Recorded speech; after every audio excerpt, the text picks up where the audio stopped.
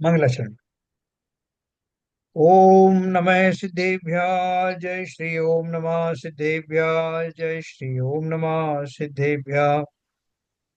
मंगलम भगवान वीरो मंगलम गौतमो गणी मंगलम कुंद कुंदाद्यो जैन धर्मोस्तु मंगलम सर्वमंगल मांगल्यम सर्व कल्याण कारकम प्रधानम सर्वधर्माणां जैनम जयतु शासेनम जैनम जयतु शासेनम जैनम जयतु शासेनम। डॉक्टर उज्ज्वला शाह द्वारा रचित पंचलब्धि ग्रंथ का रसास्वादन हम लोग कर रहे हैं, जिसमें हमने छह उपशम लब्धि, विशुद्धि लब्धि, प्रायोग्य लब्धि, देशना लब्धि और प्रायोग्य लब्धि के बारे में लिखा। एक, एक,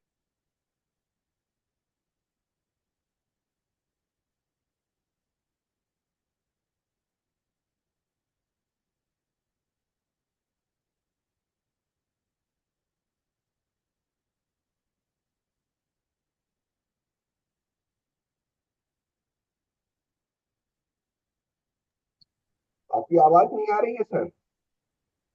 अच्छा।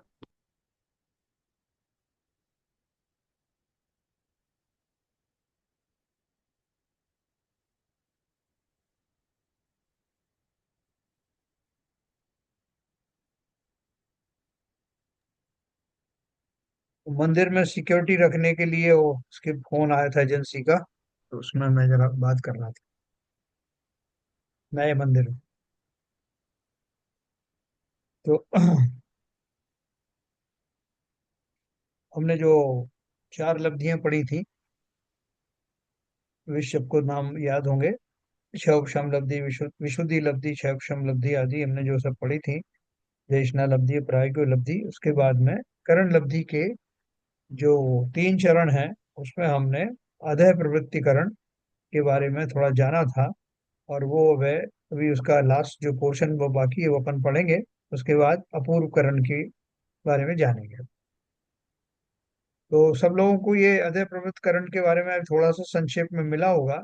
इसमें हमने ये बताया था कि कैसे अलग अलग समयों में स्थापित रहने वाले जीव जिन्होंने अधः प्रवृत्तिकरण के परिणाम मांडे हैं, मगर वो अलग अलग समयों में रहने वालों के परिणाम मिलते जुलते भी हो सकते हैं। जैसे तीसरे समय में जो स्थित है, जिसको स्टार्ट किए हुए तीसरा समय आ गया, तो उसके निरंतर जो उसके परिणाम शुद्ध से शुद्ध होते जा रहे हैं।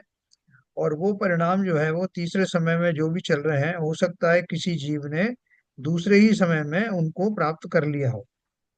तो ऐसे उन परिणामों की जो संख्या है, तो सभी परिणाम नहीं, उनमें से कुछ परिणाम हो सकता है उसने सेकंड उसमें प्राप्त कर लिए हों।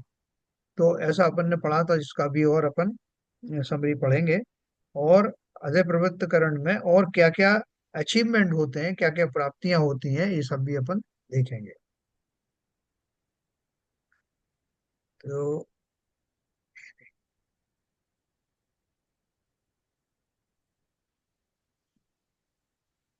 देखो, अपन ने ही पढ़ा था ना, नीचे के तथा ऊपर के समयों के परिणामों की विशुद्धि तथा संख्या में समानता हो सकती है। इसे ही अनुकृष्टि रचना कहते हैं। ध्यान रखना, यह समानता भिन्न भिन्न अर्थात नाना जीवों की अपेक्षा बताई गई है। एक ही जीव की अपेक्षा तो प्रति समय विशुद्धि अनंत गुणा बढ़ती जाती है, तथा एक जीव का प्रति समय एक ही परिणाम होता है ना। तो ये बहुत क्लियर हो गया होगा आपको कि जैसे हमने आपने जो कोई अपना अधिक अधः प्रवृत्तिकरण वाला जो है वो मांडा है, तो आपका पहले समय में जो भाव होंगे, परिणाम होंगे, दूसरे समय में उससे विशुद्ध होंगे, उनकी संख्या भी थोड़ी ज्यादा होगी। और तीसरे में भी हमारी एक सीरीज चल रही है, दूसरे व्यक्ति की दूसरी सीरीज चल रही है। उस सीरीज में उसके जो पहले समय में परिणाम है, हो सकता है उस परिणाम में वो परिणाम भी शामिल हों जो हमारे दूसरे समय में थे। वो टोटल नंबर ऑफ परिणाम जैसे अभी अपन ने बताया ना, उनमें कुछ वो भी शामिल हो सकते हैं। और लेकिन उसका भी जो उसकी जो सीरीज चलेगी, उसकी भी सीरीज में पहले समय में जो विशुद्धि है, दूसरे समय में उससे ज्यादा विशुद्धि होगी। तीसरे समय में उसको उसका बंच अलग हो सकता है, पैकेज अलग हो सकता है, लेकिन हर दूसरे समय में होने वाला पैकेज पहले वाले समय से ज्यादा शुद्ध होगा। ये अधः सर प्रवृत्तिकरण। हाँ बोलिए। सर इसमें लास्ट लाइन में लिखा हुआ है, तथा एक जीव का प्रति समय एक ही परिणाम होता है। हाँ ठीक है ना। इसका क्या मतलब है? मैंने अभी बताया ना आपको, वही तो बताया कि हर एक जीव का अपना अपना पैकेज है। वो पैकेज चल रहा है कि जैसे मैंने अपना पैकेज शुरू किया, तो मेरा जो एक समय में, पहले समय में जो मेरा परिणाम है वो एक प्रकार का है। मेरा पैकेज जो बंच है, जो मेरे भावों का जो पैकेज है या परिणाम है, वो अलग है। उसकी सीरीज अलग चलेगी, दूसरे वाले के दूसरा चलेगा, तीसरे वाले का तीसरा चलेगा, लेकिन प्रति समय जो विशुद्धि है वो बढ़ती चली जाएगी। नंबर ऑफ परिणाम भी बढ़ते जाएंगे, लेकिन अभी उसका सबका पैकेज अलग अलग चलेगा। प्रति जीव का प्रति समय का अर्थ वो है। मेरा पैकेज अलग चल रहा है, दूसरे का दूसरा चलेगा ऐसा। अभी बताएं, कुछ कंफ्यूजन है? नहीं, चलिए आगे। अधः प्रवृत्तकरण में हमने चार आवश्यक देखे थे। समय समय प्रति अनंत गुणा विशुद्धि, देखो इसमें हमने क्या क्या देखा था उसको समराइज किया उन्होंने। जीव के पहले समय से दूसरे समय में विशुद्धि अनंत गुणा बढ़ती, तीसरे समय में उससे भी अनंत गुणा, इस तरह अंतर मुहूर्त काल तक विशुद्धि प्रति समय अनंत गुणा बढ़ती चली जाती है। या एक ही परिणाम जो आपको लिखा ना, उससे आप सब कंफ्यूज हो रहे थे कि ये इतने सारी संख्या जो परिणामों के ऊपर दिखाई थी एक समय में, और यहाँ एक ही परिणाम बोल रहे हैं। कल अपन ने बात करी थी ना, एक ही परिणाम का मतलब है कि एक उसका पैकेज है।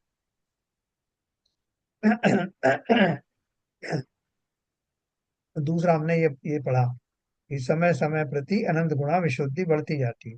फिर दूसरा पढ़ा स्थिति बंधापसरण। स्थिति बंधापसरण का अर्थ क्या हुआ? इसका स्वरूप तो हमने प्रायोग्य लब्धि में देखा था, परंतु यहाँ अन्य घटते प्रमाण को लिए नया स्थिति बंध होता। यह स्थिति बंध घटता जाता है और ऐसे हजारों स्थिति बंधापसरण होते हैं। स्थिति बंध में हर बार पल्ल के संख्यात में भाग इतनी कमी होती है। इसके कारण अधःकरण के प्रारंभ में जितना स्थिति बंद होता था, उसके संख्यात में भाग इतना स्थिति बंद उसके अंत में होने लगता। ये समझ में आई बात? हाँ बिल्कुल, के मतलब जब शुद्धि के साथ में हाँ जो अपना स्थिति बंधापसरण भी घटता जाता है, हाँ। जो जो कि पहले अपना प्रायोग लब्धि और शब्द लब्धि में हुआ था। जैसे मान लीजिए कि आपने इसका जो अधः प्रवृत्तकरण के पहले भाग में आपने उसमें जो कर्म का जो बंध चल रहा था, वो सपोज करो वो 10 साल वाला चल रहा था। कि वो कर्म का जो बंध अगर होगा तो वो 10 साल के तक आपको आ, उसमें वो अवध काल छोड़ करके 10 साल तक आपको फल देगा। दूसरे समय में जो आपके भावन, क्योंकि निरंतर परिणाम तो चल ही रहे हैं, दूसरे समय में जो आपका परिणाम आया उसमें वही, जो उन्हीं कर्मों की प्रकृति तो वही सेम है, उनका जो बंद हो रहा है वो 5 साल की स्थिति वाला हो रहा है। तीसरे समय में जो भाव आ रहे हैं वो 2 साल वाली स्थिति वाले हो रहे हैं। ऐसे करते करते जो अधः प्रवृत्तकरण का जो पूरा संपूर्ण काल है, उस काल के अंत में अब हो सकता है कि ऐसा मौका है कि अब मेरा जो स्थिति बंद हो रहा है वो 6 महीने की स्थिति वाला ही हो रहा है ना। तो ये चलिए। ये मेरे भावों की विशुद्धि के कारण हो रहा है। यह स्थिति बंध घटता जाता है और ऐसे हजारों स्थिति बंधापसरण होते हैं। स्थिति बंध में हर बार पल्ल के, देखो कितना बड़ा उसमें कमी होती जा रही है। स्थिति बंध में हर बार पल्ल के संख्यात में भाग इतना घट होता है। इसके कारण अधःकरण के प्रारंभ में जितना स्थिति बंध होता था, उसके संख्यात में भाग इतना स्थिति बंध उसके अंत में होने लगता है। ड्रास्टिक चेंज होता है।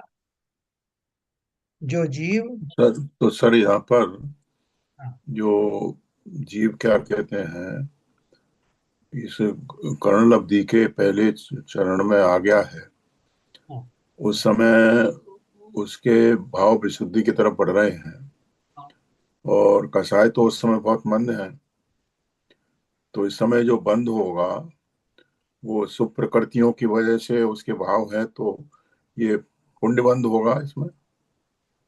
देखो दोनों ही चीज होती है इसमें। क्या है कि अपन बोलते हैं, देखो कषाय तीव्र होने पर पाप बंद होता है, उन्हीं प्रकृतियों से के जो कषाय हैं, और उन कषायों का मंद कषाय होने पर पुण्य बंद होता है। ये अपन ने मोटी मोटी परिभाषा जानी। अब सवाल ये है कि कितना वो कम हो तो वो पुण्य में आ जाएगा, कितना उससे कितना ज्यादा हो तो पाप में आ जाएगा। यानी एक ऑप्टिमम लेवल होना चाहिए ना। उन्हीं प्रकृतियों का जब बंद चल रहा है, अपन का मंद कषाय के उदय में पुण्य बंद होता है। मतलब कषाय की एग्जिस्टेंस तो है, लेकिन वहां मंदता आने के कारण में वो जो प्रकृतियां हैं वो उसकी पुण्य प्रकृतियां बनती हैं। तो वही फिर मैं एक कह रहा हूँ क्वेश्चन। ना, वो उस समय विशुद्धता की तरफ बढ़ता जा रहा है, हाँ। तो उसका आत्मचिंतन इतना एकाग्र हो गया है हम्म। कि उसके कषाय तो ऑलरेडी बहुत मंद हो चुके हैं। तो ये जो बंद होगा वो पुण्य प्रकृतियों का ही होगा यहाँ पर। मोरलेस तो पुण्य प्रकृतियों का ही होगा। लेकिन अगर मान लीजिए कि मेरी पहले जो प्रकृतियों की इतनी ज्यादा मेरी कषाय थी कि मेरा 70 कोड़ा सागर का बंद होता था, तो अब वो घटते घटते मेरी जब विशुद्धि हुई, तो वो ये हो सकता है कि वो लेवल ऑप्टिमम लेवल के ऊपर हो। विशुद्धि तो हुई मेरा क्योंकि प्रश्न बहुत ये ज्यादा था थी। कि उसमें एक पाप प्रकृतियों का बंद होगा क्या? हो सकता है ना, यही तो मैं आपको समझा रहा हूँ। मैं और क्या समझा रहा हूँ कि 70 कोड़ी सागर वाली क्लिष्ट संश्लेषित परिणाम थे, तो अगर उनमें कमी आई, तो कमी आते आते हो सकता है कि वो ऑप्टिमम लेवल से फिर भी थोड़ी ऊपर रहे। तो ऊपर रहेगी तो वो किंचित जो है वो पाप, अपन ने ऊपर पढ़ा था ना कि उनके लता भाग और ये भाग नहीं, नीचे वाले भागों का बंद होता है, अप्रशस्त प्रकृतियों का, अप्रशस्त का 4 गुना होता है, ये सब पढ़ा ना अपन। इसका अर्थ जी ये हाँ। है कि वो भी जो है पाप प्रकृतियां भी बन सकती हैं, और पुण्य प्रकृतियां बढ़ती हैं तो बहुत ज्यादा बनती हैं। जरा से भावों का निमित्त पा करके पाप प्रकृतियों में तो ड्रास्टिक चेंज होता है, लेकिन होती है वो भी। लेकिन पुण्य प्रकृतियों में बहुत ज्यादा परिवर्तन होता है। जो अपन ने 4 प्रकार का पढ़ा था, ठीक है, चतुर ठीक है। चतुर्गुण स्थान। हाँ, समझ गया। जो जीव प्रथमोपशम सम्यक प्राप्त करके पहले से 5वें गुण स्थान में जाता है, उसके इससे भी संख्यात्मक भाग इतना स्थिति बंद होता है। देखो क्या बोल रहे हैं। जो जीव, आगे की बात बताई उन्होंने, इससे इसका डायरेक्ट लेना देना नहीं है। जो जीव प्रथमोपशम सम्यक प्राप्त करके पहले से 5वें गुण स्थान में जाता है, उसके इससे भी संख्यात्मक भाग इतना स्थिति बंद होता है। जो जीव पहले से 7वें गुण स्थान में जाता है, उसका स्थिति बंद उससे भी संख्यात्मक भाग रह जाता है। देखो ये क्या बात उन्होंने कही है कि जो जीव पहले गुण स्थान से चौथे में जाएगा, उसका भी अधः प्रवृत्तिकरण और अपूर्वकरण अन्वृत्तिकरण पढ़ेंगे। उनमें जो विशुद्धि होगी वो उससे भी ज्यादा विशुद्धि उस दूसरे जीव की, जो पहले से 5म गुण स्थान में जा रहा है। इन तीनों चरणों में अधः प्रवृत्तकरण आदि में उसकी जो विशुद्धि होगी वो इसके कंपैरिजन में ज्यादा होगी। स्थिति बंद इसलिए उनका कंपैरेटिवली और भी कम होगा। 7वें गुण स्थान क्लियर, में जो जाने वाला है उसका और भी कम। क्लियर है। जो जीव पहले से देशव्रती है या महाव्रती है, तो अगर वो अंतर्मन से वो देशव्रती महाव्रती है, तो उसकी मंद कषाय तो पहले से ही है, बराबर। विशुद्धि उसकी पहले से ज्यादा है। यस। मगर जब सम्यक दर्शन के सम्मुख है, हाँ। प्रथम संभव होने वाला है और इस स्थिति में पहुंच गया अधःकरण की में, तो डेफिनेटली उसका स्थितिबंध पहले से बहुत कम होगा। होगा। मतलब ये, और जो जीव जो चौथे गुण स्थान में, चौथे ही उसमें जाने वाले हैं गुण स्थान में, उनके कंपैरिजन में इसकी और बढ़ती हुई विशुद्धि होगी। वो बिल्कुल क्लियर है, बहुत बिल्कुल सही सही एनालाइज किया आगे चलते हैं। तीसरा और क्या होगा। प्रशस्त प्रकृतियों में अनंत गुणा बढ़ता, ऐसा चतुस्थानगत अनुभाग बंद होता है। देखो अभी वो आपकी जो क्वेश्चन है उसका उत्तर आ रहा है। प्रशस्त प्रकृतियों में अनंत गुणा बढ़ता, ऐसा चतुस्थानगत अनुभाग बंद होता है पुण्य प्रकृतियों में। स्थिति बंद तो सातों ही प्रकृतियों में घटता है, परंतु अनुभाग बंद प्रशस्त में बढ़ता है तो अप्रशस्त में घटता है। देखो इन्होंने दो बात बताई। क्लियर हो गया मेरा पहले, डाउट यहाँ पे, पिछला वाला हाँ, यहाँ। स्थिति बंध तो सातों ही प्रकृतियों में घटता है, परंतु अनुभाग बंध प्रशस्त में बढ़ता है तो अप्रशस्त में घटता है।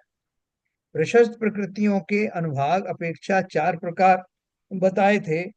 गुण, खांड, शर्करा और अमृत नाम के स्पर्धक हैं। अतः प्रवृत्तकरण की बढ़ती हुई विशुद्धि के कारण यहाँ प्रशस्त प्रकृतियों का अनुभाग प्रति समय अनंत गुणा बढ़ता हुआ बंधता है, जिसमें चारों प्रकार के स्पर्धक पाए जाते हैं, है ना।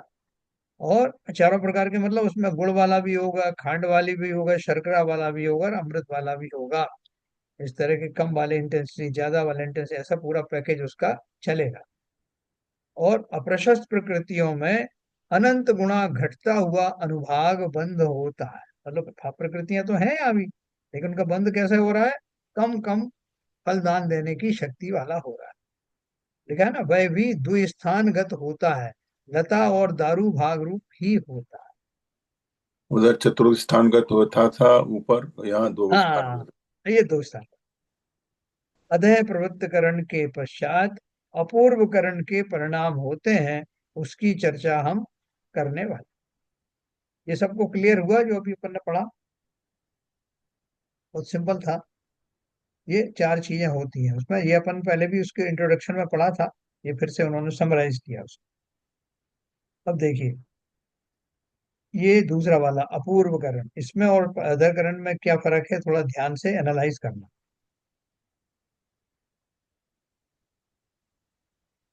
तुमने लिखा है कि अधः प्रवृत्त करण की बढ़ती हुई विशुद्धि के समान हमारी जिज्ञासा भी उत्तरोत्तर बढ़ रही। अब अपूर्व करण संबंधी अपूर्व बातें जानने के लिए हम उत्सुक हैं। यह उचित ही है। आत्मार्थी जीवों को चारों अनियोगों के अभ्यास की रुचि होती है। कर्णानि योग संबंधी अरुचि जिनवाणी के प्रति अरुचि भाव दर्शाती है। इस पंचलब्धि विषय पर मैंने अभी तक 4 बार कक्षाएं ली हैं, 2 बार देवलाली में तथा 2 बार जयपुर शिविर में। ब्रह्मचारी पंडित यशपाल जी ने जैन तथा शिविरों के निर्देशकों एवं आयोजकों की प्रेरणा से तथा लोगों की करनान योग सीखने की तीव्र भावना के कारण ही मैं यह साहस करने के लिए तैयार हुई थी। देखो, सबसे ये ब्रह्मचारी यशपाल जी हैं, ये बहुत विख्यात करनान योग के विशेष स्पेशलिस्ट माने जाते हैं। तो उन्होंने जब इनकी रुचि देखी तो उन्होंने इनको प्रेरणा दी ये किताबें लिखने की और आगे बढ़ने की। तो ये फिर उन्होंने इस तरह से इसको शिविर वगैरह लगाया। अनेक लोगों के मन में सवाल उठता है कि करणानी योग की इतनी सूक्ष्म बातें जाने बिना भी सम्यक प्राप्त हो सकता है, तो इसमें क्यों उलझना है? सिर्फ द्रव्यान योग के अभ्यास से हम सम्यक प्राप्त कर लेंगे। यानी सिंपल बात है ना। वो बोल रहे हैं कि ऐसे भी तो लोग हैं जिन्होंने कुछ करणान योग पढ़ा ही नहीं। जैसे शिवभूत मुनि थे, जिनको वेद विज्ञान के नाम पर इतना ही पता था कि दाल अलग और छिलका अलग, लेकिन उन्होंने भी मोक्ष को प्राप्त किया। तो बोले हमको आप इतना ये कठिन विषय क्यों समझा रहे हो? उसको समझे बिना भी सम्यक दर्शन हो जाएगा। तो हाँ, उसके बारे में उन्होंने उत्तर दिया है। सम्यक प्राप्त कर लेना तो हमारा आद्य कर्तव्य है। द्रव्यानि योग तो कार्यकारी है ही, परंतु कर्णानि योग के सूक्ष्म वर्णन से द्रव्यानि योग के सिद्धांतों को पुष्टि मिलती है। हमारे ज्ञान श्रद्धान में दृढ़ता आती है। हमें मोक्ष मार्ग और मोक्ष की रुचि है, अपने शुद्धात्मा की रुचि है, तो उसके संबंध में सर्वांगीण जानकारी हासिल करने में भी उतनी ही रुचि हो जाती है ना। जब हम जहाँ से जाते हैं जो मोक्ष मार्ग के लिए, अभी जैसे मान लो हमको साहब वो शिखर जी जाना है, तो अब हम वो उस ट्रेन की लिस्ट देख रहे हैं। उसमें ये देख रहे हैं कि ट्रेन कौन सी कितने बजे जाती है, कौन सी ट्रेन ज्यादा अच्छी रहती है, किस में कम भीड़ रहती है, किस में कंफर्म टिकट मिलेगा। हम बहुत ध्यान से वो सब कर रहे हैं प्रोग्राम। कोई हमसे कहेगा भाई साहब इस सब चक्कर में क्यों पड़ते हो, समय शिखर जाने की बात करो, समय शिखर के बारे में सोचो, वहाँ कैसे कैसे बंधनाएं होती हैं, कैसे बंधना करनी। आप कहाँ ट्रेन में उलझ गए, तो आप क्या जवाब दोगे? तो भैया, बात तो वहीं जाने की है, वो तो हमारे बैकग्राउंड में चल ही रहा है, लेकिन वहां अच्छे से पहुंच जाए, शीघ्रता से पहुंच जाएं, इफेक्टिव तरीके से पहुंच जाएं, इंश्योर हो जाए कि वहां में वहां की सही ट्रेन सही टाइम पे मिल जाएगी, उसके लिए ट्रेन में देख रहे हैं। हमारी ट्रेन में वो रुचि थोड़ी है कि उसमें हम स्पेशलाइजेशन करना है, हमें तो सब वहां पे शिक्षा करने जाना है। तो ठीक उसी प्रकार से उन्होंने बोला कि हमें मोक्ष मार्ग और मोक्ष की रुचि है, अपनी शुद्धात्मा की रुचि है, तो उसके संबंध में सर्वांगीण जानकारी हासिल करने में भी उतनी ही रुचि हो जाती है ना। सारी रुचि हम समय से कर जाएंगे तो कहाँ ठहरेंगे, कौन सी धर्मशाला पास रहेगी, कहाँ से वंदना ज्यादा अच्छी होगी, किस तरह की वहां पे फैसिलिटी है, यहाँ से कैसे जाएंगे, तो ये सब उसी का पार्ट है। तो इसलिए जो कर्णानी योग जो है वो सपोर्टिंग अनुयोग है, द्रव्यानी योग का सपोर्टिंग अनुयोग है, अलग से नहीं। पहले देखा था कि जिसे क्रिकेट में रुचि है उसे कौन जीता इतना मात्र जानने से समाधान नहीं होता, उसे तो पूरा मैच देखने में रस आता है, उसमें उसे रुचि रहती है। वहां उसे यह सवाल नहीं उठता कि पूरा दिन बर्बाद करने की क्या आवश्यकता है, मैं नहीं भी देखूं तो हार जीत तो जो होनी है वह होगी। कर्णान योग पढ़ने संबंधी उसे यह सवाल उठता है तो उसकी रुचि अभी अन्यत्र है, ऐसा समझना। अपन कितनी उमंग के साथ में प्लान करते हैं, आप शिखर जी जा रहे हैं, लाओ टाइम टेबल निकालो, पहले टाइम टेबल छपे हुए चलते थे ना, तो निकालो उसमें से कौन सी ट्रेन है, वो कौन से समय पहुंचाएगी, वहां पहुंचेंगे तो वंदना हो पाएगी कि नहीं हो पाएगी, फिर हमको क्या व्यवस्था करनी पड़ेगी, डोली वाले को भी से बोलना पड़ेगा क्या, ये सारी व्यवस्था है उसी का ही तो पार्ट है। तो कर्णान योग में ये भाव कैसे कैसे होते हैं, कहाँ से होके गुजरता है जीव, उसके किस समय किस क्षण में क्या क्या घटित होता है, वो सब अपन तैयारी से जाएंगे तो हमारा बहुत अच्छे से सारा मार्ग प्रशस्त होता है। आज हम अपूर्व करण संबंधी चर्चा करें। हैं? यहाँ भी परिणामों की विशुद्धि प्रति समय अनंत गुणा बढ़ती ही रहती है, यानी इसमें भी वही होगा। उस कारण अपूर्व अपूर्व परिणाम होते हैं। नीचे के और ऊपर के समयवर्ती किसी जीव के परिणाम कभी भी सदृश नहीं हो सकते, अर्थात यहाँ अनुकृष्टि रचना नहीं होती।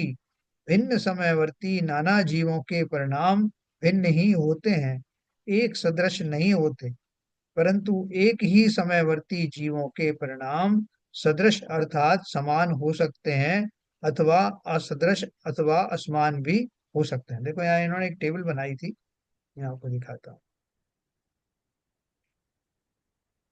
ये टेबल देखिए, ये तो अधिक प्रवृत्तकरण की अपन ने एक टेबल पढ़ी थी, जिसमें जिसमें उन्होंने देखो ये दिए थे 162 परिणाम।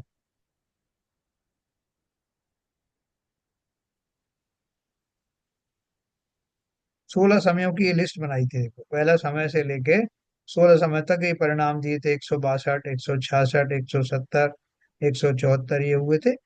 और ये टोटल कितने परिणाम यहाँ आए, ये कितने यहाँ पे आए, कितने 56 है, ये 57, ये अपन ने एक लिस्ट पढ़ी थी। ये क्या दिया था, एक समय के खंड हमारी शक्ति में लिखते हैं, उन चार खंडों को तिर्यक गच्छ कहते हैं, और अधःकरण के 16 समय एक के ऊपर एक लिखते हैं तो 16 के ऊर्ध्व गच्छ कहलाते हैं। चलो ये परिणाम हो गए थे, अभी देखो दूसरी लिस्ट आएगी बाद में।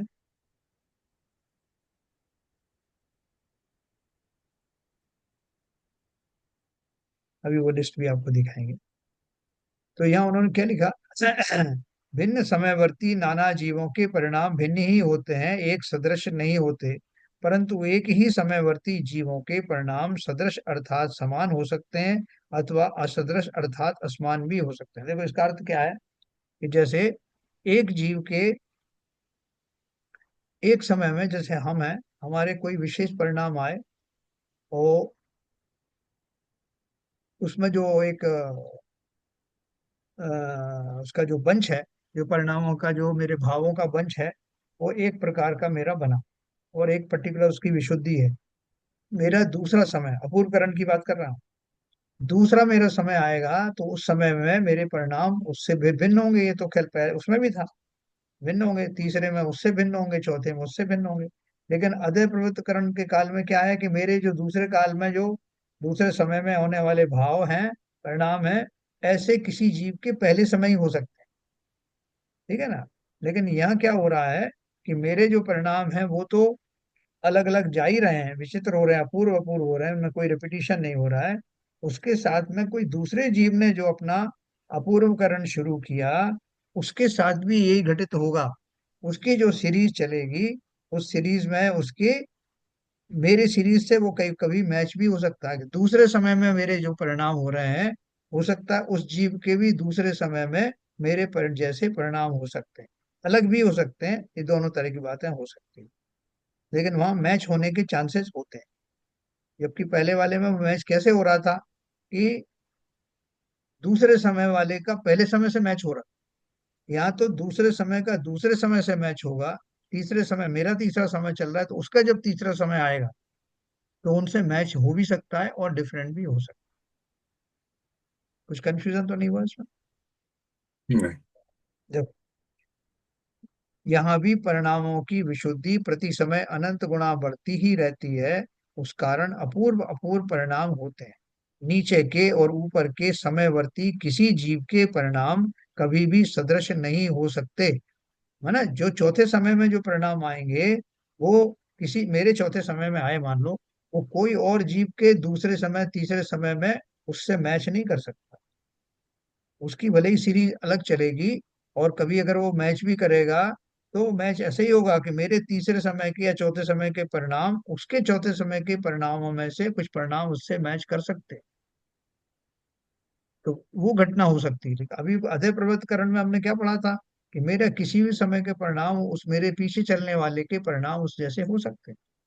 तो यहाँ वो समय का तो फिर रहेगा, दूसरे समय वाले का, देर शुरू करने वाले का जो दूसरा समय आएगा, तभी उसके जो परिणाम होंगे या तो मुझसे मिलेंगे, या तीसरे में मिल सकते हैं, चौथे में मिल सकते हैं, या नहीं भी मिल सकते। लेकिन उसके भी, उसकी सीरीज चलेगी तो वो अपूर्व अपूर्व भाव आएंगे, मेरी सीरीज के भी अपूर्व अपूर्व भाव आ रहा है।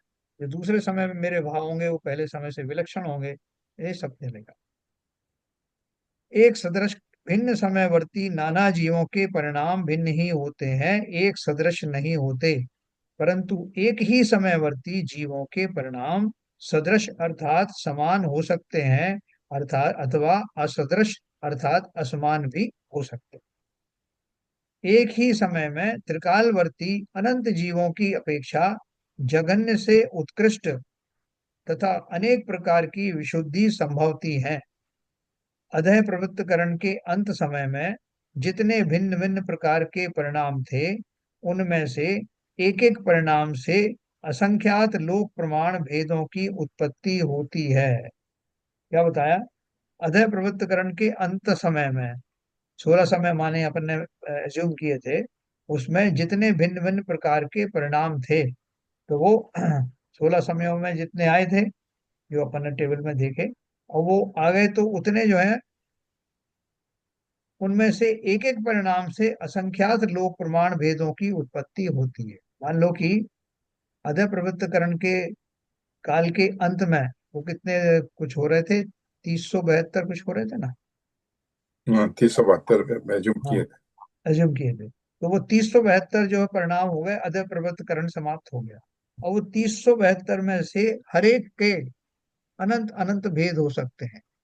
मतलब वो परिणामों की और भी वैरायटीज हो सकती हैं। जैसे मोटा मोटा मैंने एक परिणाम किया कि मैं जिनेंद्र देव के गुणों का चिंतन कर रहा हूँ, और वो चिंतन में मैं उनको देख रहा हूँ कि ओ आप तो अनंत चतुष्टय के धनी है। वो अनंत चतुष्टय के धनी मैंने सोचा है, और दूसरा जीव जो है उस अनंत चतुष्टय में से एक एक चतुष्टय के बारे में, एक चतुष्टय के बारे में विशेष प्रकार से सोच रहा है। दूसरा व्यक्ति है वो दो चतुष्टय के बारे में और विशेष सोच रहा है। तीसरा तीन के बारे में सोच रहा है, चौथे ने चार के बारे में और भी ज्यादा भेद सहित सोचा। तो ऐसे अध्ययन के समाप्ति के समय होने वाले परिणामों में से और कितने ही परिणाम निकल आते हैं प्रत्येक परिणाम के अंतर्गत। यानी सोचो तो परिणाम कैसे होते होंगे, विचार कैसे आते होंगे, कितना उनका पूरा के पूरा बंडल। है ना, लेखन ने कहा, अधः प्रवृत्तकरण के अंत समय में जितने भिन्न भिन्न प्रकार के परिणाम थे, उनमें से एक एक परिणाम से असंख्यात लोक प्रमाण भेदों की उत्पत्ति होती।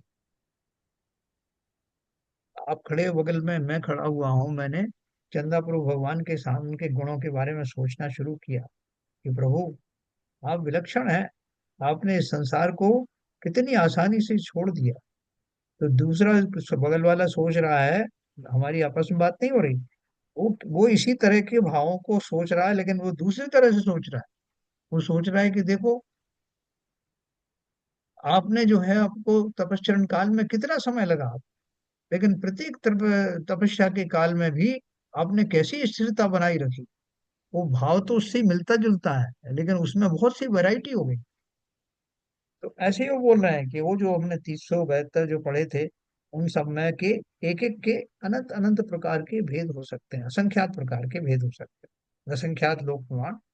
इस कारण अधय प्रवृत्त करण में असंख्यात लोक प्रमाण, असंख्यात लोक प्रमाण को कैसे लिखा उनने, ये असंख्यात हो गया, असंख्यात के लिए तीन ये डंडे हो गए, और लोक प्रमाण के लिए ये डेल्टा जैसा हो गया। तो इसको कहेंगे असंख्यात लोक प्रमाण परिणाम होते हैं।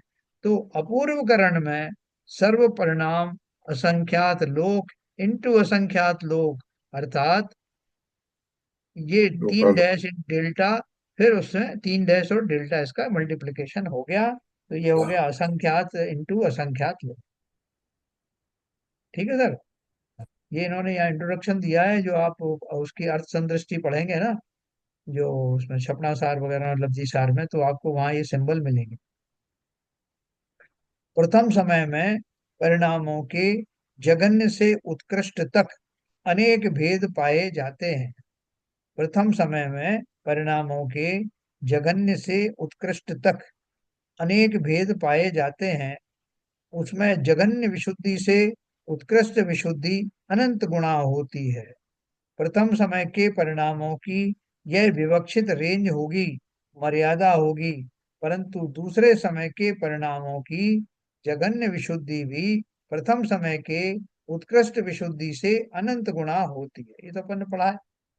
उससे अनंत गुणा द्वितीय समय की उत्कृष्ट विशुद्धि होती है। दूसरे समय के परिणामों की अपनी विवक्षित रेंज होती है ना। द्वितीय समय के परिणाम प्रथम समय के किसी भी परिणाम से मिलते नहीं हैं, अपूर्व अपूर्व ही होते हैं। इसी तरह प्रति समय के परिणामों की विशुद्धि अनंत गुणा होती जाती। मेरा प्रथम समय में भावों की जो विशुद्धि थी, वो भावों की विशुद्धि दूसरे समय में उससे बढ़कर के होती, तीसरे समय में उससे बढ़ता बढ़कर होगी। ये मेरी सीरीज चल रही, रेंज चल रही। दूसरा जो व्यक्ति है, उसका हो सकता है कि पैटर्न अलग हो, लेकिन अलग होने के बाद भी उसका जो है, पहले समय की जो विशुद्धि है, और दूसरे समय की विशुद्धि में फर्क होगा, तीसरे समय की और ज्यादा होगा। वो कहीं मेरे से मैच करे या ना करे, अगर मैच करेगी तो ऐसे ही मैच करेगी कि मेरे तीसरे समय के भाव और उसके तीसरे समय के भाव मैच कर रहे हैं, लेकिन वो सीरीज उसकी अलग चलेगी। उसमें ये नहीं हो सकता कि मेरे तीसरे समय के परिणाम और उसके दूसरे समय के परिणाम मैच कर जाएं, ऐसा नहीं।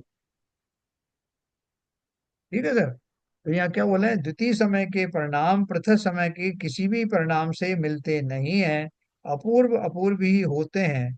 इसी तरह प्रति समय के परिणामों की विशुद्धि अनंत गुणा होती चली जाती है। ये अपूर्वकरण चल रहा है सभी जीवों का। तो वो सब जीव अपने पहले से विलक्षण भावों के परिणामों के साथ आगे बढ़ रहे हैं। यह तो विशुद्धि की बात हुई। प्रति समय के परिणामों की संख्या का विचार करेंगे, तो प्रथम समय के परिणामों की संख्या में एक चय प्रमाण संख्या बढ़कर द्वितीय समय के परिणामों की संख्या आती है। अपने वही पढ़ा था, दो बढ़ करके आया, एक बढ़ गया, फिर उसके बाद एक और बढ़ गया, ऐसे। उसमें एक चय मिलाने पर तीसरे समय के परिणामों की संख्या आती है। इसी तरह प्रति समय एक एक चय बढ़ता चला जाता है। हम इसे अंक संदृष्टि द्वारा समझेंगे, अर्थात काल्पनिक संख्या द्वारा समझेंगे। मान लो पहले समय में 456 परिणाम होते हैं, अर्थात जघन्य विशुद्धि वाला पहला परिणाम है, और उत्कृष्ट विशुद्धि वाला 456वां परिणाम। ठीक है, ये 456 की रेंज चली ना, ये तो रेंज क्या चली है, कि जघन्य से लेके उत्कृष्ट तक की जो रेंज है उसमें 456 परिणाम है। पहले समय में, पहले समय के अपन ने चार भाग किए थे ना, तो उसमें जो पहले समय में ही ये विशुद्धि बढ़ती हुई कहाँ चली गई, पहले समय की रेंज कहाँ तक गई, एक से लेकर के 456 परिणाम तक गई पहले समय की। दूसरे समय की इस तरह से अलग रेंज होगी, जो 456 457 से शुरू होगी, आगे जाएगी। देखो आगे क्या है। मान लो पहले समय में 456 परिणाम होते हैं, अर्थात जगन्य विशुद्धि वाला पहला परिणाम और उत्कृष्ट विशुद्धि वाला 456वां परिणाम है, उनके बीच वाले मध्यम परिणाम है।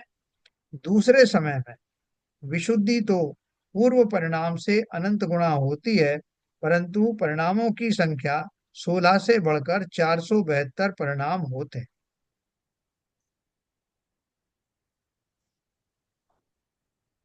मतलब 16 से बढ़कर मतलब 456 में 16 ऐड हो जाएंगे, क्योंकि चार अपन ने उसके वो भाग किए थे ना, हर एक में चार हाँ। चार लगा के चार चौको 16 हुए थे, तो 456 में 16 जोड़ोगे तो 472 परिणाम होते हैं। अपन ने एक एक के उसमें चार ग्रुप किए थे ना, चार भाग कर दिए थे एक ही समय में, तो वो 4 × 4, तो ये बढ़ करके हो गया 16। तो 16 में 472 परिणाम हो जाएंगे। किसमें, दूसरे समय में। विशुद्धि तो पूर्ण परिणाम से अनंत गुणा होती है, परंतु परिणामों की संख्या 16, 16 से बढ़कर मतलब टोटल 16 बढ़ जाएगी और 472 हो जाएंगी। 456 + 16 कितना हुआ, 6 6 12 5, ये 472। इसका तात्पर्य यह है कि पहले समय में 1 से 456 परिणाम है, तो दूसरे समय में 457 से 928 तक कुल 472 परिणाम होते। ठीक है सर। पहले समय का 456वां उत्कृष्ट परिणाम है, उससे भी दूसरे समय का 457वां जघन्य परिणाम अनंत गुणा विशुद्ध है। 457वें परिणाम से दूसरे समय का 928वां उत्कृष्ट परिणाम अनंत गुणा विशुद्ध है ना। हाँ, ये मेरे ख्याल सिंपल मैथमेटिक्स है, आप समझ गए होंगे कि जो रेंज आती है पहले समय का जो अंत उत्कृष्ट होगा उससे जो वो मिनिमम होगा दूसरे समय के लिए, और फिर उस दूसरे समय का जो उत्कृष्ट होगा वो तीसरे समय के लिए मिनिमम हो जाएगा। हमने अध्यय प्रवृत्तकरण में देखा था कि पहले समय में 162 परिणाम थे, दूसरे समय में 166 परिणाम थे, परंतु वहां अनेक परिणाम दोनों समयों में समान थे, है ना। वो टेबल अपन ने ठीक से देखी नहीं, उसमें दोनों समयों में कुछ कॉमन भी थे। 40वें परिणाम से लेकर 162वें परिणाम तक के परिणाम दोनों में समान थे। वैसी समानता यहाँ अपूर्वकरण में नहीं पाई जाती। वो टेबल ढूंढो क्या, वो जिसमें ये दिया था परिणामों की, जो एक जैसे परिणाम, कल देख के मैं बताऊंगा। 1 से 456 का कोई भी परिणाम दूसरे समय में नहीं पाया जाता। दूसरे का अपूर्वकरण की बात कर रहे हैं, वैसी समानता यहाँ अपूर्वकरण में नहीं पाई जाती। 1 से 456 तक का कोई भी परिणाम दूसरे समय में नहीं पाया जाता। दूसरे समय के सभी परिणाम अपूर्व ही होते हैं, पूर्व समय में किसी भी जीव के नहीं पाए जाते, है ना। जैसे दूसरे समय में जो परिणाम मेरे आएंगे, वो दूसरे जीव के भी दूसरे समय में उससे विलक्षण परिणाम आएंगे। हाँ, मेरे परिणाम से मैच करता हुआ जीव का कोई पहले समय का परिणाम मैच नहीं करेगा, जैसे मैंने आपको पहले बताया। 1 से 456 का कोई भी परिणाम दूसरे समय में नहीं पाया जाता। दूसरे समय के सभी परिणाम अपूर्व ही होते हैं, पूर्व समय में किसी भी जीव के नहीं पाए जाते। अगर मैच भी करेगा तो उतने ही समय वाला मैच करेगा। उसकी सीरीज चल रही है, उसका जब दूसरा समय आएगा और मेरे दूसरे समय के जो परिणाम है, अगर कहीं मैच भी होगा तो उससे होगा, लेकिन वो उसके पहले समय के परिणाम से मेरा दूसरे समय का परिणाम मैच नहीं करेगा। दूसरे समय के 457 से 928 तक के 472 परिणामों में चाहे 16 बढ़कर तीसरे समय में 488 परिणाम होते हैं। वे 929 से 1416 तक होते हैं। देखो जो परिणाम एक जगह आपने बोला था कि यहाँ लिख रहे हैं प्रति समय एक परिणाम होता है, और यहाँ जो है वो समय को इतना एलिब्रेट कर दिया कि उसमें इतने सारे परिणाम दिखा रहे हैं। उसका अर्थ क्या है, वो रेंज के हिसाब से बता रहे हैं, वो जो रेंज है, ग्रुप है, उसके लिए एक परिणाम बोला। इसे भी हम कोष्टक यानी आकृति द्वारा समझेंगे। हमने पहले देखा था कि अपूर्वकरण का काल एक अंतर मुहूर्त होता है, सभी का एक एक अंतर मुहूर्त अपन ने पढ़ा था। परंतु ये अंतर मुहूर्त कैसा होता है, वह अधय प्रवृत्त करण के अंतर मुहूर्त काल के संख्यात्मक भाग प्रमाण होता है ना। अपूर्वकरण का काल अधय प्रवृत्त करण से काफी कम होता है। हम मान लेते हैं कि उससे आधा अर्थात 8 समय का है, वो 16 समय का था अधय प्रवृत्तकरण, और तो ये अपूर्वकरण मान लीजिए कि 8 समय का है। तथा पूर्वकरण के सभी परिणाम 4096 हैं। प्रत्येक समय में जघन्य से उत्कृष्ट तक कितने परिणाम होते हैं, उसे निम्न आकृति द्वारा समझेंगे। ये कौन सा है, अपूर्वकरण की टेबल है। देखो ये समय दिया है, कुल परिणाम दिए हैं, इसमें जघन्य परिणाम कौन से हैं, उत्कृष्ट परिणाम कौन से हैं। देखो पहला समय, पहले समय में कुल परिणाम 456, इसमें पहले से एक से लेकर के 456 तक के परिणाम होंगे उसमें, जिसमें से पहला जघन्य परिणाम वाला है और 456वां उत्कृष्ट परिणाम वाला है। अब देखो अगला जो आएगा वो कैसा आएगा, 457 से शुरू होगा, 457 से, ये 457वां, जबकि यहाँ पे 456 तक उत्कृष्ट था, और 457 भी यहाँ का जघन्य हुआ। ये बढ़ करके 928 तक उत्कृष्ट दशा में पाया गया दूसरे समय का। तीसरे समय में क्या हुआ, ये जो 928 है, इसके बाद 929 से 1416 तक हो गया है, ये जघन्य हो गया, ये उत्कृष्ट हो गया। इसका बीच का जो मैच किया तो ये 488 आया, इसमें 16-16 का जोड़ करते हुए ये सीरीज चल रही है, और यहाँ ये एक एक बढ़ करके यहाँ तक आ है। फिर 929 से 1416, 1417 से 1920, 1921 से 2440, 2441 से 2976, ठीक है ना, क्योंकि वो 16-16 परिणाम बढ़ा है ना उसके हिसाब से। फिर 2977 से 3528, 3529 से 4096, जो उन्होंने ये यहाँ पहले माना। अपूर्वकरण के सभी परिणाम 4096 हैं। प्रत्येक समय में जघन्य से उत्कृष्ट तक कितने परिणाम होते हैं, उसे निम्न आकृति द्वारा समझें। देखो अब इसको इन्होंने विशुद्धि के बारे में बताया, ये तो नंबर हो गया। अब विशुद्धि, प्रत्येक समय की विशुद्धि इस प्रकार है। पहला समय, ये पहला समय चला तो ये 456, ये आया ना 456, तो ये 456 कहाँ पे आ गया, ये जघन्य से ये उत्कृष्ट पे आया। फिर ये 457 पे जघन्य में आ गया, जो अपन ऊपर देखा ना उसको ही उन्होंने ऐसे करके दिखा दिया। तीसरे समय, है ना, देखो थोड़ा सा दिमाग लगाएंगे तो आपको इसमें मजा आएगा, और ज्यादा देर नहीं है इसमें, थोड़ी सी देर में समझ जाएंगे पर। ऊपर दिखाए अनुसार विवक्षित समयवर्ती जगन्य विशुद्धि से उसी समय की उत्कृष्ट विशुद्धि अनंत गुणा होती है, और उस उत्कृष्ट विशुद्धि से अनंतर समय की जगन्य विशुद्धि अनंत गुणा होती है। इसे सर्प की चालवत कहते हैं, सांप चलता ना जैसे, ये इस चाल से। अब यहाँ जो चार आवश्यक होते हैं उसका स्वरूप देखते हैं, ये दिखा करके मैं समाप्त करूंगा। और कल जो है हमारे पे यहाँ पर कारगर में वो विद्यासागर महाराज का जन्मदिन मनाया जाएगा, और उनका ज्ञानमती माता जी का भी है, समय सागर महाराज का भी एक है शायद जन्मदिन। तो 8:30 बजे से वहाँ प्रोग्राम होगा, तो मैं आधा घंटे यहाँ प्रवचन यहाँ अपना स्वाध्याय करके फिर मैं वहाँ जाऊँगा। तो कल जो है सब लोग समय पे आ जाएं, टाइम का अपना जरा भी लेट ना करें, क्योंकि कल 30 मिनट ही अपना ही चलेगा। तो अब यहाँ जो चार आवश्यक होते हैं उसका स्वरूप देखते हैं, किसमें, अपूर्वकरण। यह बात समझ लो कि अधय प्रवृत्तकरण में बताए हुए चार आवश्यक तो यहाँ भी होते हैं, चार आवश्यक तो होते ही होते हैं, उनके साथ साथ और भी चार बातें होती हैं, उनकी अब चर्चा करते हैं।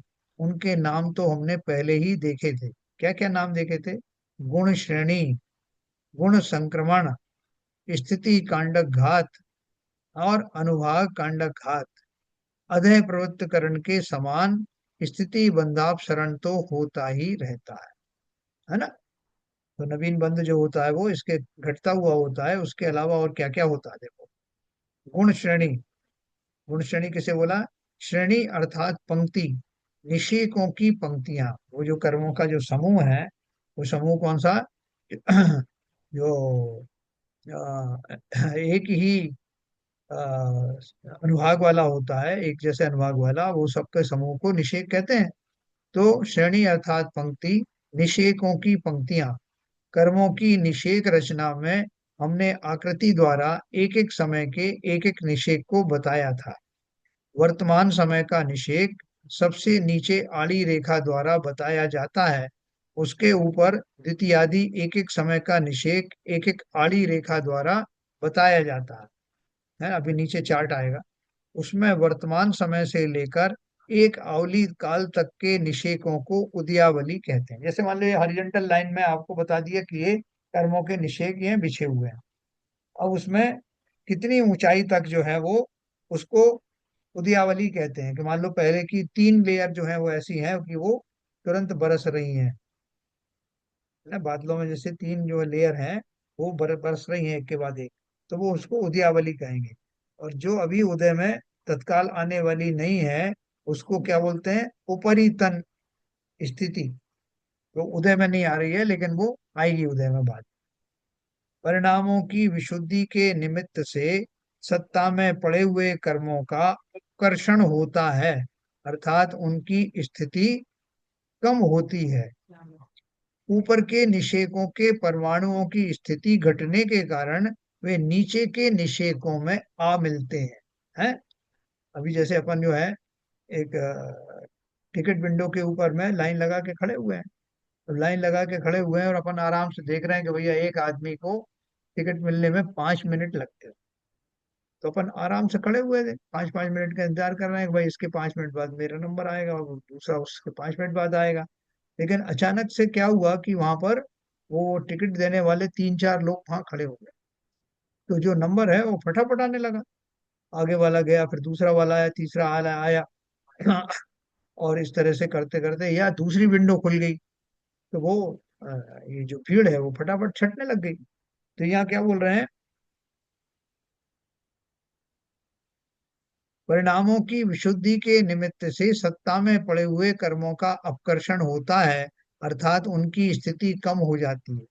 ऊपर के निषेकों के परमाणुओं की स्थिति घटने के कारण वे नीचे के निषेकों में आ मिलते हैं। जिनका जो अभी वो टिकट मिल रहा था, उनमें दूसरी लाइन के लोग भी चले गए इधर से बीच में से, क्योंकि उन्होंने बोला एक काउंटर और खुल गया।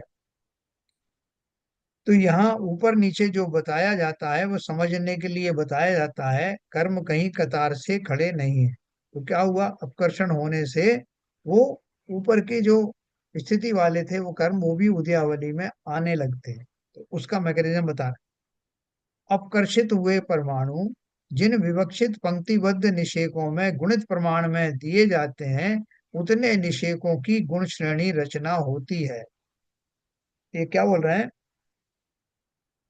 अपकर्षण का अर्थ आप समझ गए ना? अपकर्षण का अर्थ क्या हाँ, हो गया? कि वो ऊपर स्थिति से कम हुई। स्थिति कम हो गई, स्थिति कम होने से वो नीचे आ गए। तो नीचे आने से अब वो जो परमाणु नीचे आएंगे, तो वो किस में जाके मिलेंगे? तो जैसे मान लो मैंने आपको बोला कि लाइन लगी हुई थी, तो दूसरा काउंटर खुल गया, तीसरा काउंटर खुल गया। तो उन्होंने एक अनाउंसमेंट कर दिया कि भाई साहब इस लाइन में जो जो लोग खड़े हैं, उनमें से कुछ लोग तीसरे चौथे पांचवें नंबर के लोग दूसरी विंडो पे आ जाओ, फलाने उसके पीछे के नंबर वाले वो तीसरी विंडो पे आ जाओ। ऐसा करके उन्होंने डिस्ट्रीब्यूट कर दिया। तो यहाँ भी वही हो रहा है। जब अपकर्षण होता है, तो अपकर्षण होकर के वो परमाणु कहाँ जाते हैं? तो उन्होंने ये बोला, अपकर्षित किए हुए परमाणु जिन विवक्षित पंक्तिबद्ध निषेकों में गुणित प्रमाण में दिए जाते हैं, 2 गुना, ये जैसे दो दो भाग इधर आ गए, 3 भाग उधर आ गए, 4 भाग उधर चले गए, ऐसे उतने निषेकों की गुण श्रेणी रचना होती है, जो भी नीचे दिखाऊंगा आपको। एक समय में जितने परमाणु गुण श्रेणी में दिए जाते हैं, उनका बंटवारा किस तरह होता है उसे देखते हैं। सबसे नीचे के निषेक में जितने परमाणु दिए जाते हैं, उससे असंख्यात गुणे परमाणु दूसरे निषेक में दिए जाते हैं, उससे असंख्यात गुणा परमाणु तीसरे निषेक में। इस तरह गुण श्रेणी के असंख्यात निषेकों में असंख्यात गुणा क्रम से दिए जाते हैं। देखो ये मैं इसके पहले आपको ये टेबल दिखा देता हूँ। ये टेबल है पूर्व निषेक। पहले इस तरह से थे, फिर प्रथम समय में इस तरह से इनका अरेंजमेंट हो गया, तो द्वितीय समय में इस तरह से अरेंजमेंट हो गया। ये मैं अभी आपको समझाऊंगा कल। अभी खाली ये इसको जो टेक्स्ट है वो मैं आपको पढ़ के सुनाता हूँ। तो कल टेक्स्ट भी पढ़ेंगे और टेबल भी फिर से बताऊंगा। सबसे नीचे के निषेक में जितने परमाणु दिए जाते हैं उससे असंख्यात गुणा परमाणु दूसरे निषेक में दिए जाते हैं, उससे असंख्यात गुणा परमाणु तीसरे निषेक में। इस तरह गुण श्रेणी के असंख्यात निषेकों में असंख्यात गुणा क्रम से दिए जाते हैं। कुल मिला के जैसे मैंने आपको विंडो की बात करी ना, तो वो अथॉरिटीज ने कुछ तरीका बनाया है कि जो जो खड़े मेन लाइन में खड़े हुए हैं उनमें से कितने भाग लोग जो है दूसरी विंडो पर जाएंगे, कितने भाग लोग तीसरी विंडो पर जाएंगे, वो उन्होंने किस हिसाब से किया कि वो जो विंडो है उन पर बैठे हुए कर्मचारी ज्यादा सक्रिय हैं या ज्यादा नंबर हैं जो टिकट देने वाले हैं।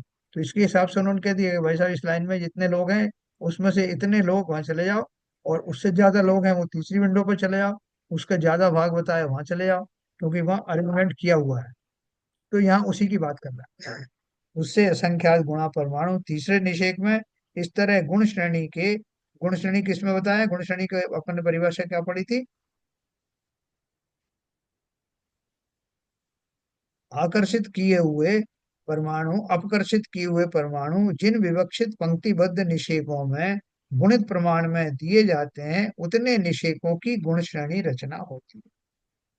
ठीक है ना। और वो गुण श्रेणी की रचना होती है मतलब वहां से डिस्ट्रीब्यूशन होगा कि अब इसमें से इतने यहाँ चले जाएं, इतने उसमें वहां चले जाएं। मतलब क्योंकि जो अब ग्रुप, जो सब ग्रुप बना दिए, हाँ, वो वो उनको गुण श्रेणी रचना बता रहे हैं। बराबर। और वो गुण श्रेणी रचना में परमाणु गुण श्रेणी में दिए जाते हैं। पूर्व के निषेकों में तो कर्म परमाणु थे ही, अब उनके साथ इतने सारे परमाणु आ मिलते हैं जो उनके साथ साथ उदय में आ जाएंगे। ठीक है ना। तो जो पैरेलल में थे, जो जो जिनकी उद्यावली चल रही, इनको टिकट मिल रहा था, उन टिकट के साथ साथ अभी दूसरे जो विंडो खुल गई हैं उनमें से भी तो लोगों को टिकट मिलेंगे ना। पहले इस लाइन के लोगों को ही मिल रहे थे, अब दूसरी लाइन में खड़े वो साथ साथ उनको मिलते चले जा रहे हैं, तीसरे में खड़े उनको ही मिलते जा रहे हैं। तो बोले पूर्व के निषेकों में तो कर्म परमाणु थे ही, उनके साथ इतने सारे परमाणु आ मिलते हैं जो उनके साथ साथ उदय में आ जाएंगे। आपको टिकट मिली उसी के साथ दूसरे को मिल गई, तीसरे को मिल गई।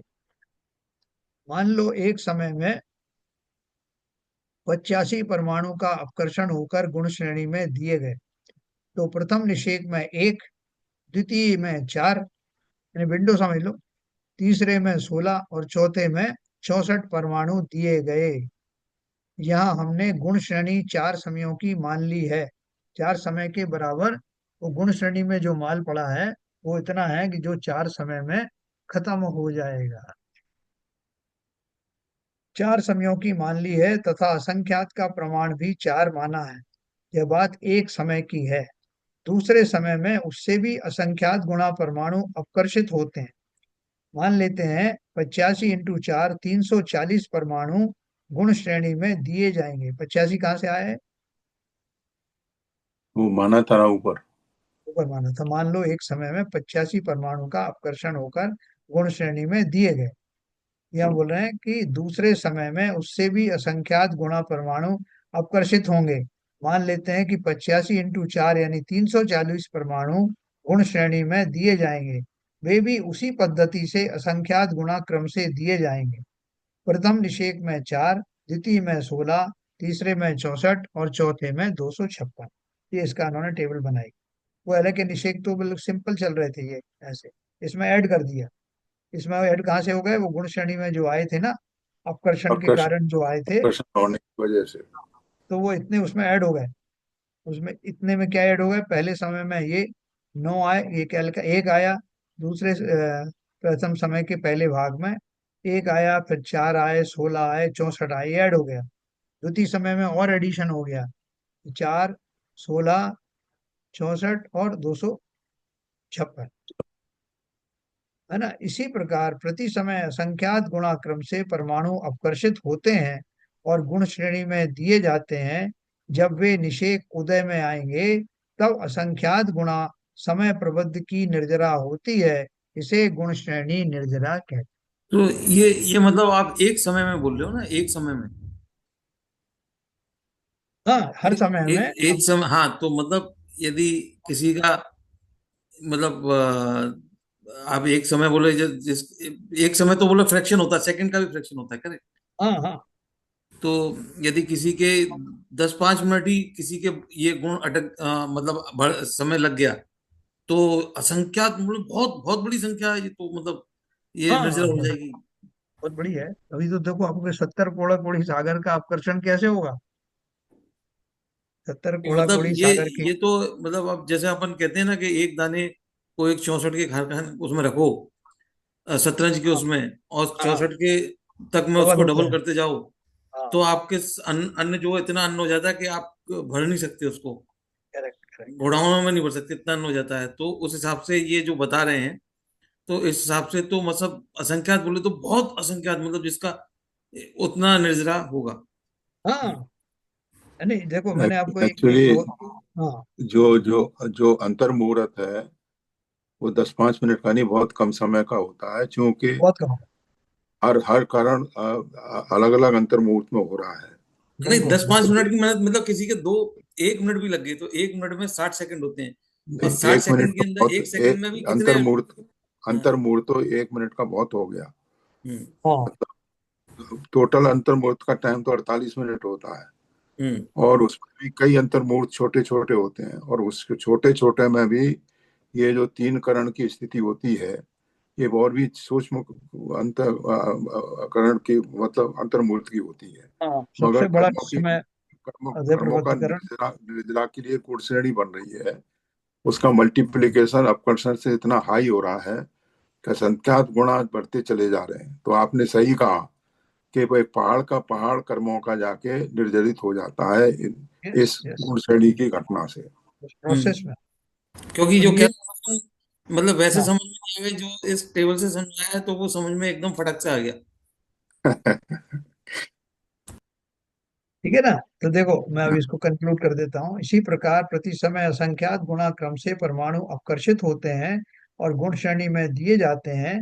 जब वे निषेक उदय में आएंगे तो असंख्यात गुणा समय प्रबुद्ध की निर्जरा होती है ना। मैंने एक अभी एक लाइन में टिकट दे रहा था मैं, अब मैंने ऐसे जो है 1,000 काउंटर खोल दिए अचानक से। तो 1,000 काउंटर खोलने से कितने सारे लोगों को एक साथ टिकट मिल जाएंगे थोक के भाव में। तो ऐसे ही यहाँ हो जाएगा। अब मैंने वो दरवाजे खोल दिए, तो कैसी गुण निर्जरा हो रही है, असंख्यात गुणा समय प्रबुद्ध की निर्जरा, हर समय इतनी निर्जरा हो रही।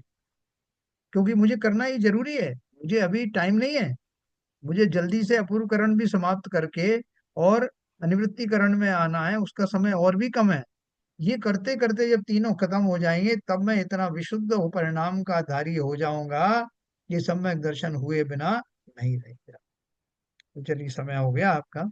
कल अपन फिर से इसी बात को समझेंगे और अच्छे से समझाएंगे, कोशिश करते हैं। ठीक है, कोई ज्यादा दिक्कत तो नहीं आई समझने नहीं नहीं, बहुत स्लो चले, अच्छा हुआ। में? चलिए संजय प्रकाश जी, जिनवाणी स्तुति। मिथ्यात्म विनाश वेको ज्ञान के प्रकाश वेको आपा परिभाष वेको भानु सेवा खानी है। क्षण द्रव्य चान वेको बंद विधिवान वेको स्वपर पिछान वेको परम प्रमाणी है। अनुभवताय वेको जीव के जताय वेको कहूँ न सताय वेको भव्य उरे आनी है। जहाँ तहाँ तार वे को पार के उतार वे को सुख विस्तार वे को यही जिने वानी है जिनवानी भारती। तो है जपू दिन रैन जो तेरी शरणा गए तो पावे सुख चैन। जावाणी के ज्ञान से सूझे लोकालो सो वाणी मस्तक नमो सदा देते दो सदा देते दो। जिनवाणी माता की जय। जय। प्यारे से